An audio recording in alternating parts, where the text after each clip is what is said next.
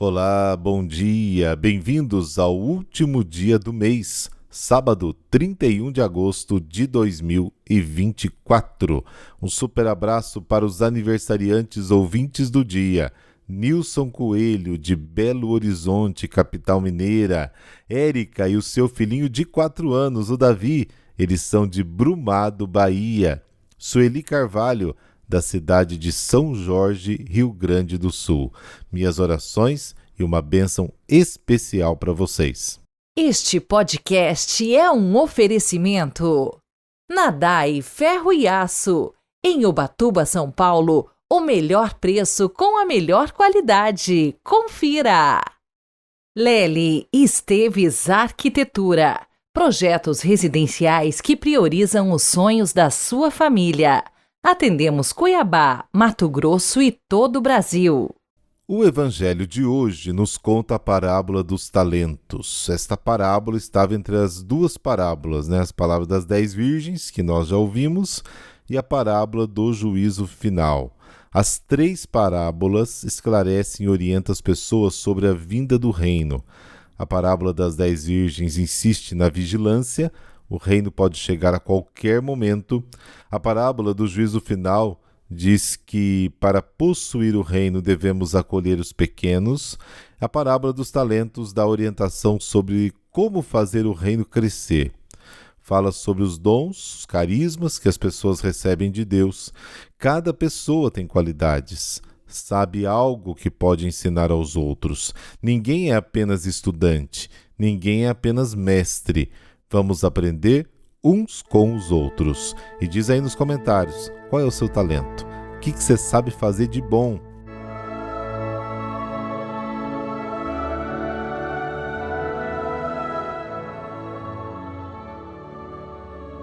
Pelo sinal da Santa Cruz, livrai-nos Deus, nosso Senhor, dos nossos inimigos. Fazei, Senhor, brilhar em nossos corações o esplendor da ressurreição, para que, livres das trevas da morte, cheguemos à luz da vida eterna. Amém.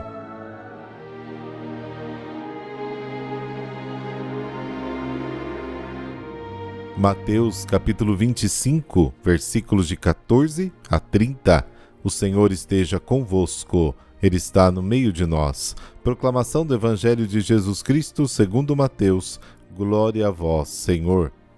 Naquele tempo disse Jesus aos seus discípulos esta parábola. Um homem ia viajar para o estrangeiro. Chamou seus empregados e lhes entregou os seus bens. A um deu 5 talentos, a outro deu 2 e ao terceiro 1, a cada qual de acordo com a sua capacidade. Em seguida viajou. O empregado que havia recebido 5 talentos saiu logo, trabalhou com eles e lucrou outros 5. Do mesmo modo que havia recebido 2, lucrou outros 2. Mas aquele que havia recebido 1 só, saiu, cavou um buraco na terra e escondeu o dinheiro do seu patrão. Depois de muito tempo, o patrão voltou e foi acertar contas com os empregados. O empregado que havia recebido 5 talentos entregou-lhe mais 5, dizendo: Senhor, tu me entregaste 5 talentos, aqui estão mais 5 que lucrei. O patrão lhe disse: Muito bem, servo bom e fiel. Como foste fiel na administração de tão pouco, eu te confiarei muito mais. Vem participar da minha alegria. Chegou também o que havia recebido 2 talentos e disse: Senhor, tu me entregaste 2 talentos, aqui estão mais 2 que lucrei. O patrão lhe disse: Muito bem, servo bom e fiel. Como foste fiel na administração de tão pouco, eu te confiarei muito mais. Vem participar da minha alegria. Por fim, chegou aquele que havia recebido 1 talento e disse: Senhor, sei que és um homem severo, pois colhes onde não plantaste e ceifas onde não semeaste. Por isso fiquei com medo e escondi o teu talento no chão. Aqui tens o que te pertence. O patrão lhe respondeu: Servo mau e preguiçoso, tu sabias que eu colho onde não plantei e que ceifo onde não semeei?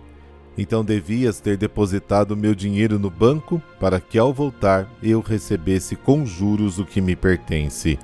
Em seguida o patrão ordenou: Tirai dele o talento e dai-o àquele que tem 10, porque a todo aquele que tem será dado mais, e terá em abundância, mas aquele que não tem, até o que tem lhe será tirado. Quanto a este servo inútil, jogai-o lá fora, na escuridão, ali haverá choro e ranger de dentes. Palavra da salvação, glória a vós, Senhor.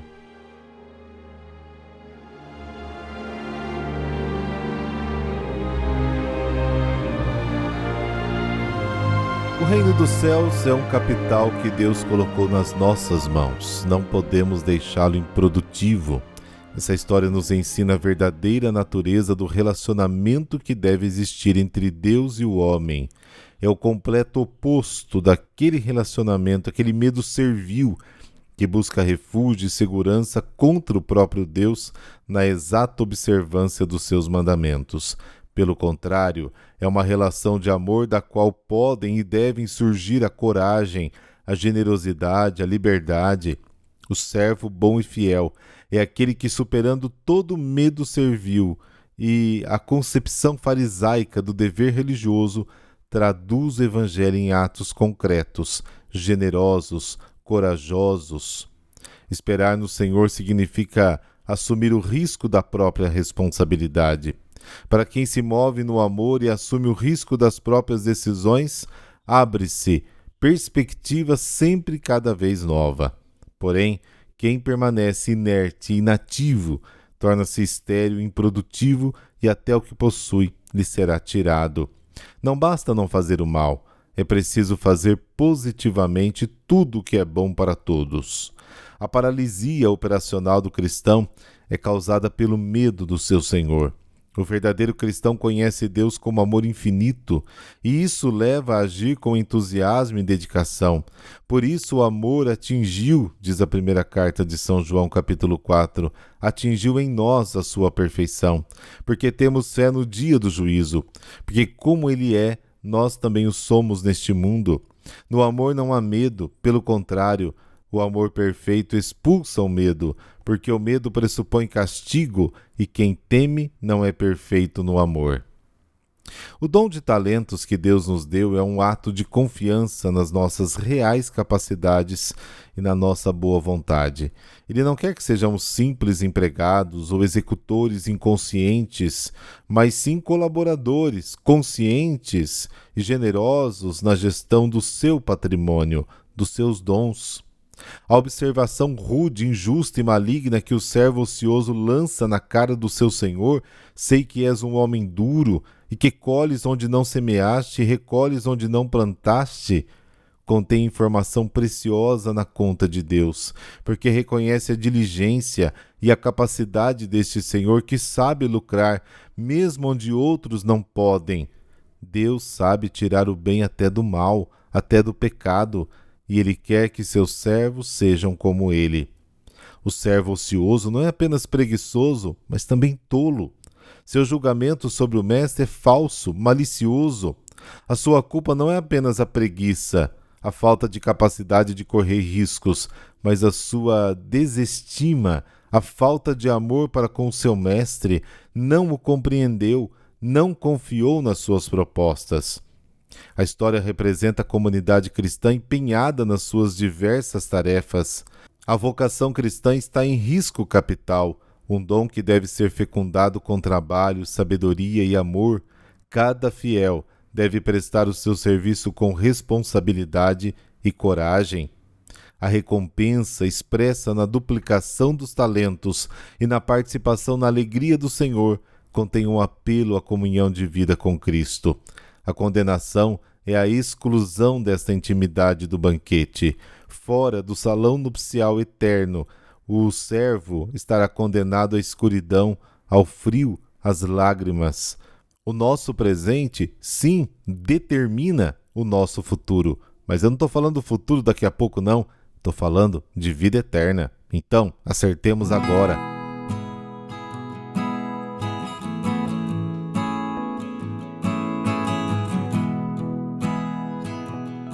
São Raimundo Nonato, padroeiro das parteiras e dos obstetras. Ele nasceu em Portel, na Catalunha, na Espanha, em 1200. Seus pais eram nobres, porém não tinham grandes fortunas. Seu nascimento aconteceu de modo trágico. Sua mãe morreu durante os trabalhos de parto antes de lhe dar à luz. Extraído vivo do seio da sua mãe, sem vida, recebeu o sobrenome de nonato, ou seja, não nascido. Dotado de grande inteligência, fez com certa tranquilidade seus estudos primários. O pai, percebendo os dotes religiosos do filho, tratou de mandá-lo administrar uma pequena fazenda de propriedade da família. Com isso, queria remover dele a ideia de ingressar na vida religiosa, porém, as coisas aconteceram exatamente ao contrário. Raimundo, no silêncio e na solidão em que vivia, fortificou ainda mais sua vontade de se dedicar unicamente à Ordem de Nossa Senhora das Mercês, fundada pelo seu amigo Pedro Nolasco, agora também santo.